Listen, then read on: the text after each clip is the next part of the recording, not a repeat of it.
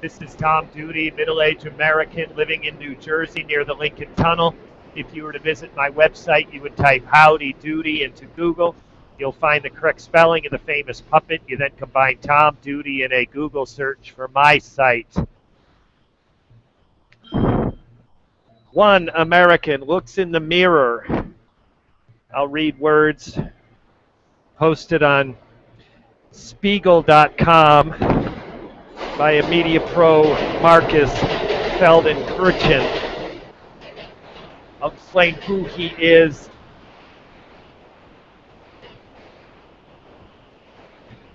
And what I know about Spiegel.com before reading before I read the text of Markus.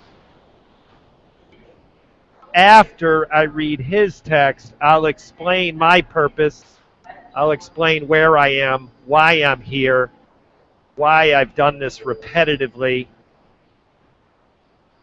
and I'll attempt to explain its potential. Markus Feldenkirchen is a media pro. He writes for Spiegel.com.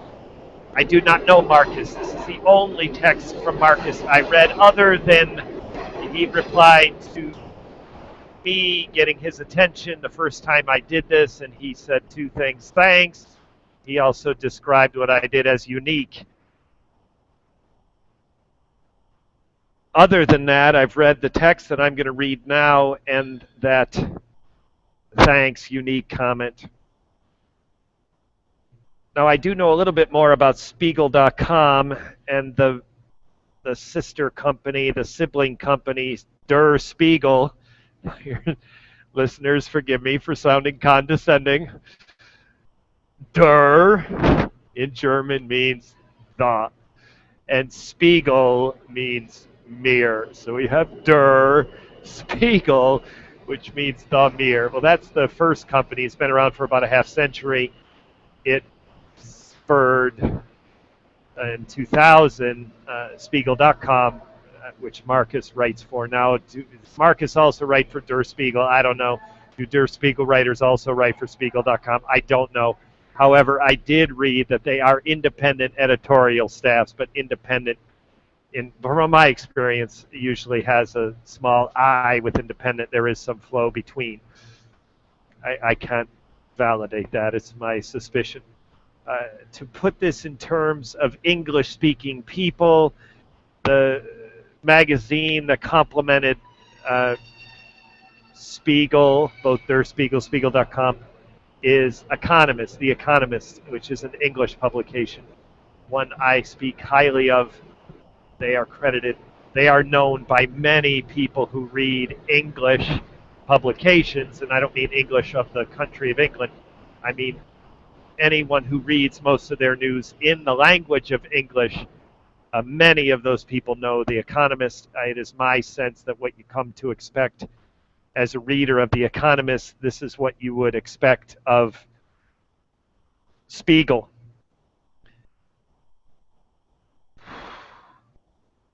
Excellent investigative journalism, thorough stories.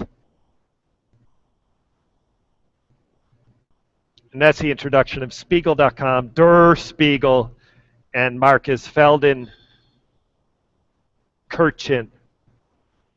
Markus posts to Spiegel.com, or his editors post to Spiegel.com on June 26, 2015. The murders in Charleston have plunged the U.S. into a debate about racism. Why is America only now having an honest debate about racism? The dead from Charleston are also the dead of a nation that has long refused to work through its past mistakes. The United States excels in dealing with the injustices of other countries. They often even help other countries to cope with their shameful past. Germany will always be grateful to the U.S. for sending American troops across the Atlantic to defeat the Nazis, and for insisting that the Germans be held accountable for the crimes they committed. The Nuremberg trials gave the Germans the opportunity to own up to what they had done. They could no longer deny it.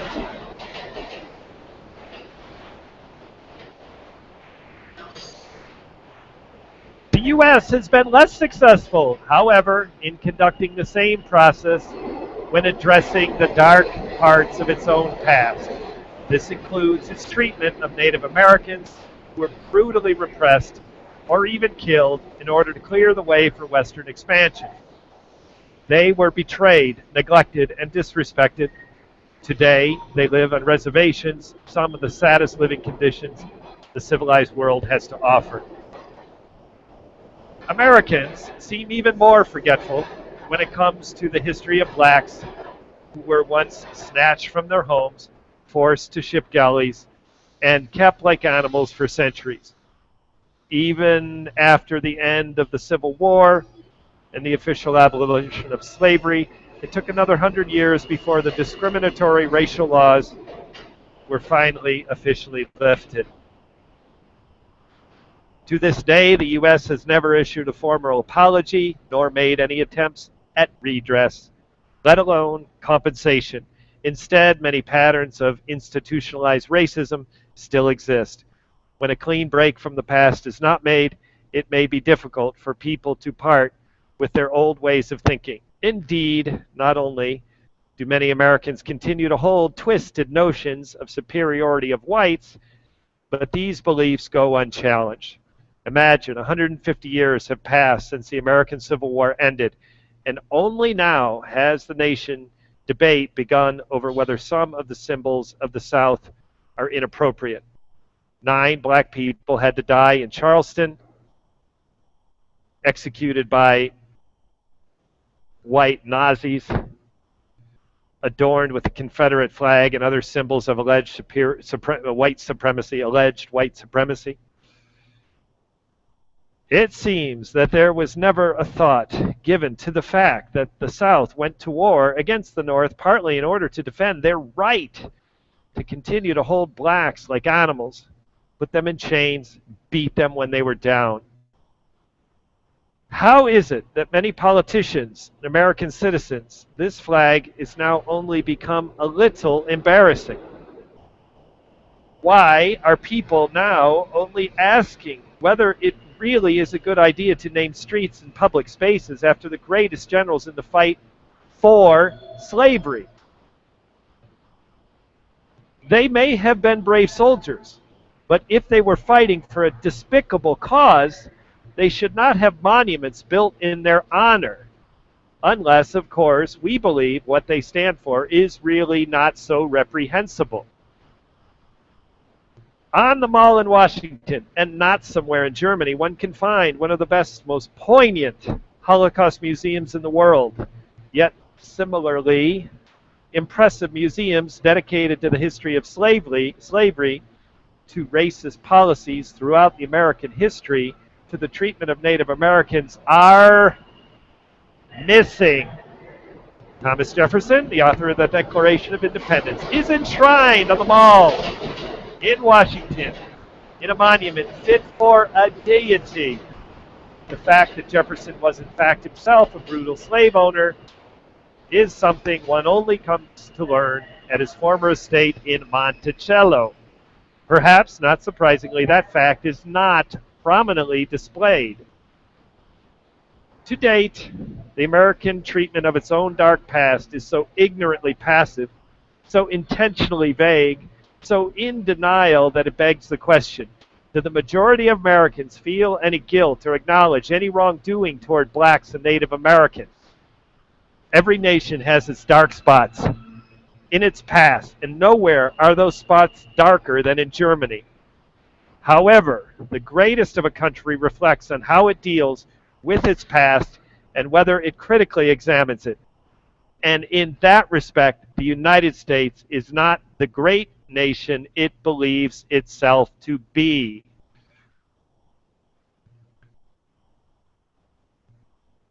End. Words of Markus Feldenkirchen Fiend. Words of Markus Feldenkirchen.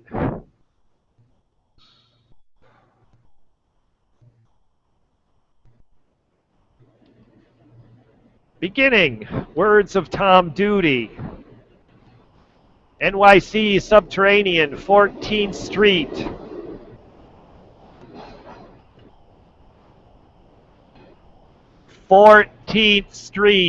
There's a sign on the pole. 14th Street. This is the downtown dock. A, C, and E trains.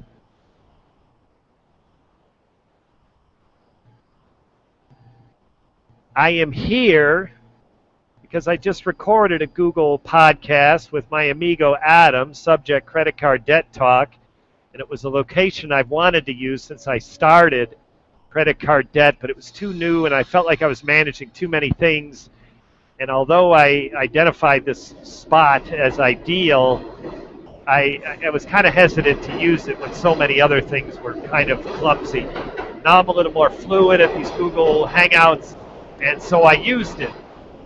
And I used it with Adam. I had intended to use it for One American Looks in the Mirror. So why am I here? This is sort of the alternative to being exactly where I wanted to be on the L transfer from the A, C, and E trains. It's an ideal place. It's a funnel. It's a bottleneck pedestrian traffic, even when it's light, like it is now on this holiday. It becomes quite congested, and the visual, as I see it, is the kind of target visual I'm going for in these Google Hangouts. So this is relatively light crowd. Times Square, where I enter the city from New Jersey near the Lincoln Tunnel, is always crowded. And then on a day like today, it becomes crowds on steroids. Not only are there more people, but the tourism and the selfie sticks and the pedestrian patterns of walkers are it's harder to navigate. I schlepp this bucket and these other things, and so navigating amongst tourists becomes more difficult because they don't seem to know where they're walking. When you navigate with a very heavy crowd at rush hour and everyone is New Jersey residents and you're walking toward the Port Authority bus terminal and it's sort of evening rush hour, well, those people know where they're going and that crowd becomes very easy to navigate. So anyways, on today, the Times Square is not only crowded, it's that tourism crowded, which is hard to navigate. It also brings a higher level of security, and in general, it's a bad place for me to be with my bucket and with this conspicuous Google Hangout gig that I do. So I come down here, just a few stops, just a few minute train ride from Times Square, and it ends up being what you see. Viewers, listeners, you can see this train deck is almost empty. What am I doing? What is One American Looks at the Mirror? Well, it's exactly what it says. One American. That's me, Tom Doody, middle-aged American. I'm looking in the mirror. What is the mirror? It is Markus Feldenkirchen, a media pro, who has posted a thoughtful, relevant, timely reaction to events that he doesn't see that we're struggling with, events that America is screaming loud and clear to say these are not settled. And that text struck me in a way that is rare, maybe never. He described my visual as being unique in how I read his words. Well, reading his words to me was a once only a unique experience. It's been an emotional process for me, and I'll give that in very practical, very current terms. Yesterday, I tried to explain why I felt it was appropriate to read these critical words of my country on the nation's birthday.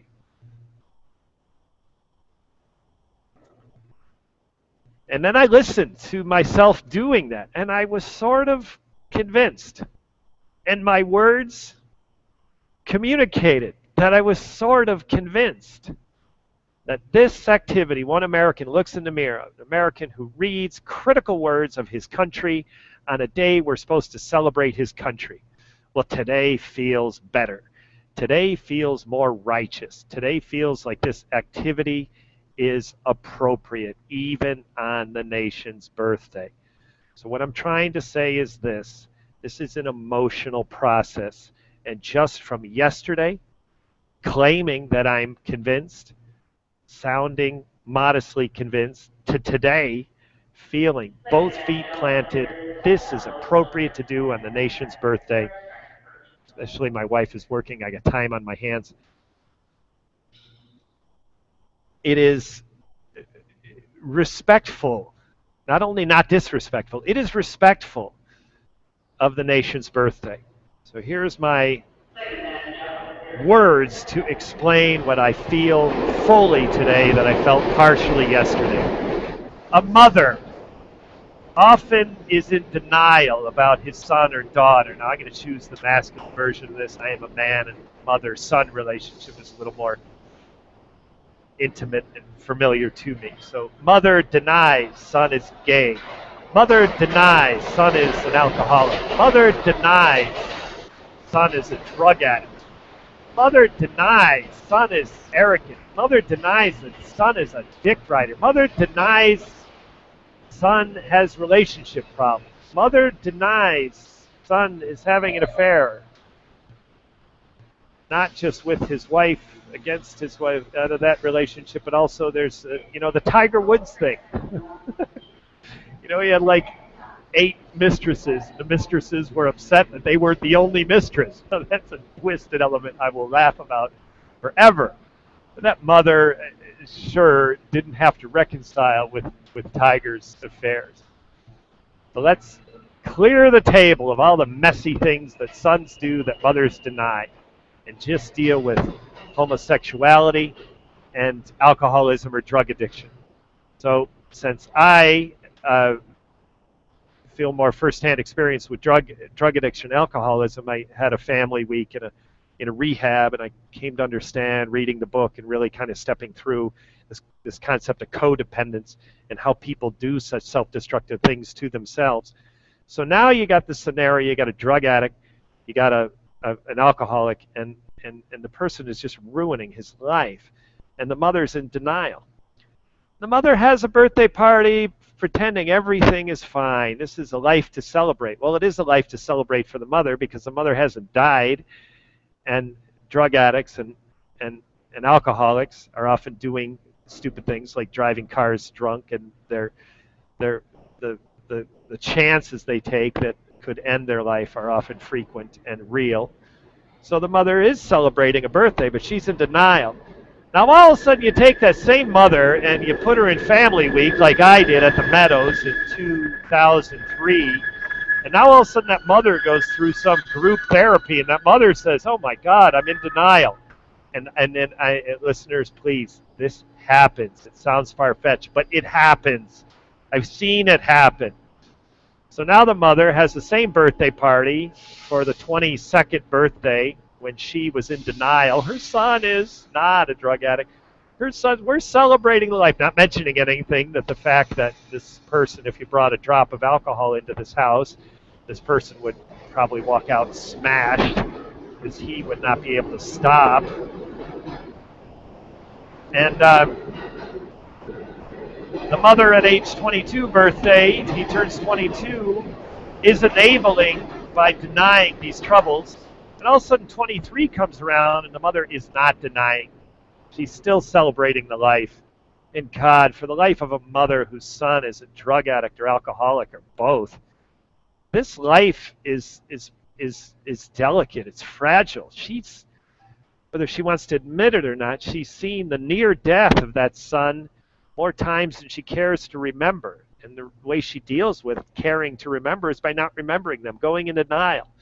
Somewhere between the 22nd and the 23rd birthday, that mother says, wow, I've been in denial. I'm not going to be in denial. She has the same birthday, gathers the same people, and talks openly about this birthday boy's problems.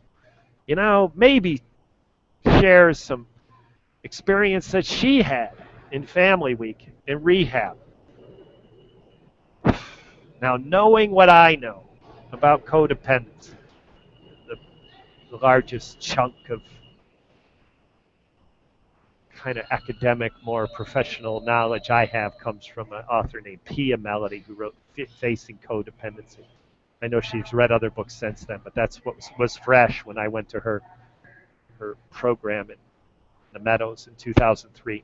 Facing Codependency. Pia I was about to say Mia Farrow, Pia Melody.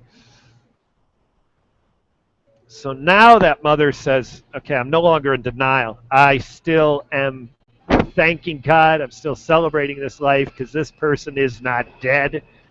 All hope is not lost. I still love my son. I want to navigate him out of this trouble that he has gotten himself into. Oftentimes my denial, and maybe that mother has had to face circumstances of that kid's account of childhood that somehow blames the mother. Well, everyone is at fault, and no one is to blame. So the mother comes to realize what she has done, comes to realize that she was in denial on birthday 22, promises herself she will not be in denial on birthday 23. I'm telling you, if I was one of those persons invited to those two birthdays, I would leave birthday 23 saying, wow, there's hope. The people closest to that drug addict, alcoholic, have come together. Mama is no longer in denial. Okay, so what am I doing with one American looks in the mirror?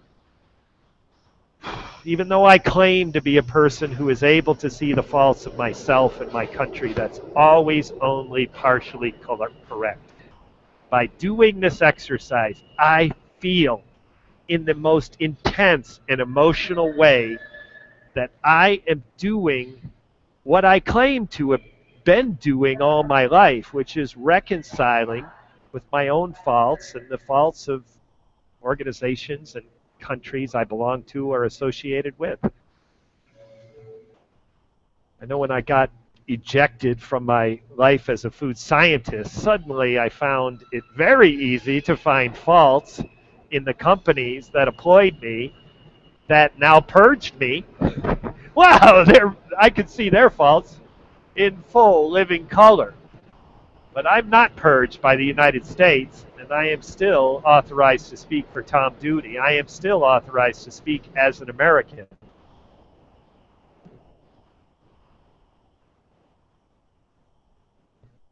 And I am able to see some faults of myself and my country in full living color while not abandoning this country, while still holding strongly that I have something to celebrate. And today is my nation's birthday. And through this emotional process, yesterday and today, I feel like more intensely than any Independence Day I've ever had, the cause to celebrate my country, and to celebrate it by starting in the way that I have today. One American looks in the mirror. NYC Subterranean, ACE, Downtown Duck, 14th Street. This has been Tom Doody, middle-aged American living in New Jersey near the Lincoln Tunnel. If you were to visit my website, you would type Howdy Doody into Google. You'll find the correct spelling of the famous puppet. You then combine Tom Doody in a Google search for my site. Thank you for listening. Have a good day, good evening, or restful night's sleep. Ciao!